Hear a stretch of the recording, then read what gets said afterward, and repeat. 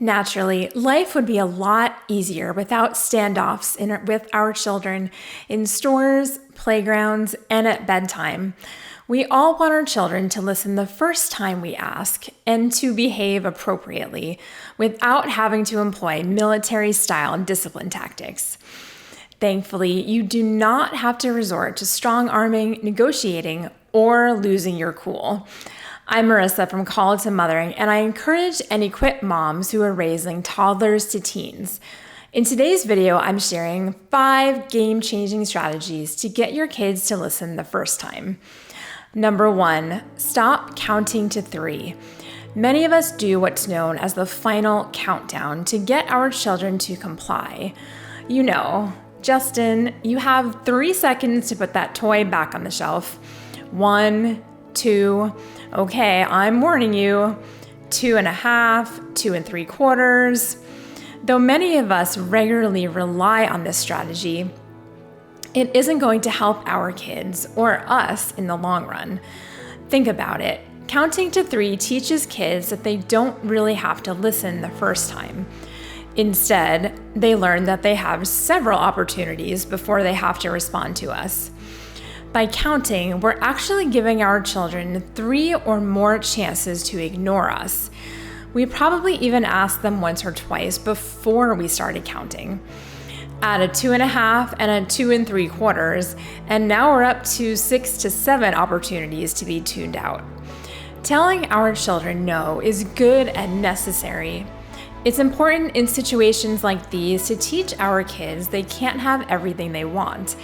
But saying no and then subsequently counting down until they finally give in leaves room for children to reinterpret the situation. For instance, she said no, but now she's counting, so I guess I still have time to play with this toy. Maybe she'll even change her mind and let me keep it. Even though parents see a narrowing window as they count, what kids see is increasing negotiation power.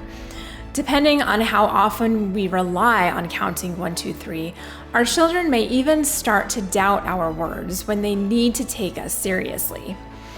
Strategy number 2, prevention through power. The best way to encourage positive behavior is to look at the misbehavior itself.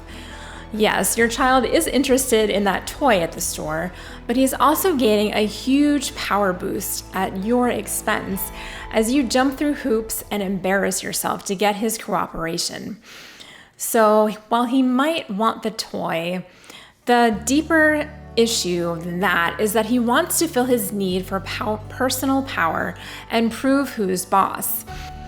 Children have an innate need for control, and if that need isn't met in legitimate positive ways, they will seek it through other means. For the power-seeking child, when given an inch, he'll take it, and a mile more. This shows up through different misbehaviors like tantrums, whining, arguing, backtalk, and all the rest. They don't necessarily want to misbehave, but they don't have the awareness or the skills to communicate which needs aren't being met. But if we can help our kids get that powerful feeling before their power bucket is running low, they will no longer feel the need to lash out, argue, or talk back. So if that's you in the grocery store with your 5-year-old, instead of waiting for your child to act out, you're going to help him feel super empowered. Give him the grocery list and a pencil so that he can check off the items.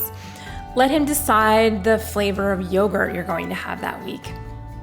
Ask him if he can find the Cheerio box in the vegetable aisle, and have him weigh some fruits and vegetables. Through these small tasks, your son will feel such a strong sense of power that he'll be more likely to take your no for an answer and put that toy back without complaint when asked. This works whenever you are going through your normal routines, while you're in the car, as you're getting ready to leave the park, or any other tricky times of the day.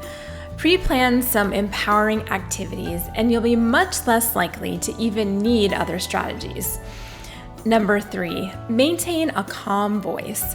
As much as we need to be firm when we make requests of our children, we need to be equally respectful and calm. Maintaining a calm voice is actually more powerful than it sounds because, in a way, it compels children to listen without using force. When your 3-year-old refuses to get in her car seat after several requests, simply replace the urge to yell or count down by getting down on her level physically, making eye contact with her, and stating the desired behavior in your calm but firm voice. Something like, "Cadence, we need to pick up your sister from school now, so I need your help getting in the car seat. You can do so many things by yourself now. Show me how you buckle yourself in." If your toddler has been loud or screaming, she will have to quiet down to hear your voice.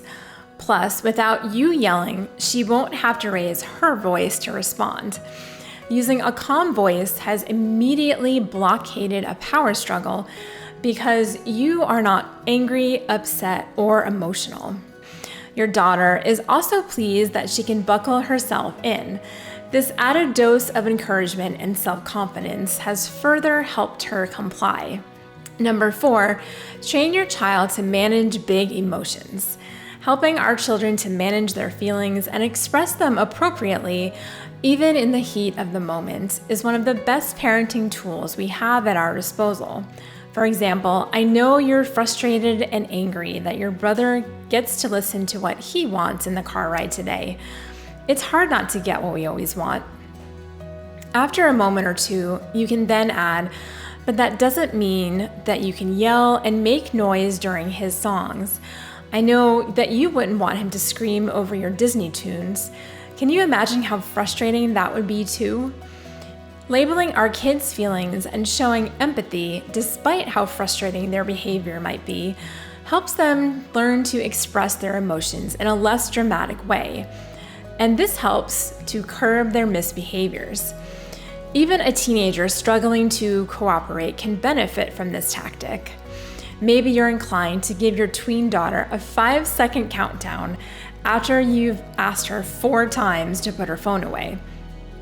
Instead, you can say, "I know it's hard to put down the phone.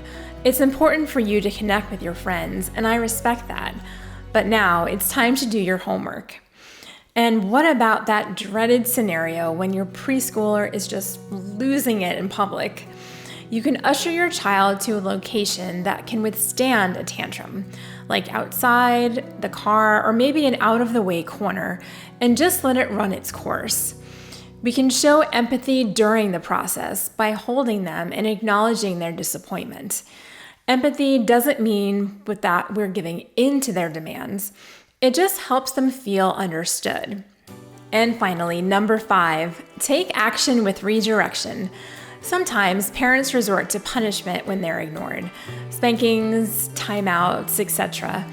Other times they make idle threats with no follow-through. But occasionally, both scenarios can be avoided when we take immediate action and redirect our kids. Your son may be approaching his wit's end over not getting a toy, but if you quickly whisk him away to see the crabs or lobsters in the seafood aisle before he erupts, he may just forget all about it.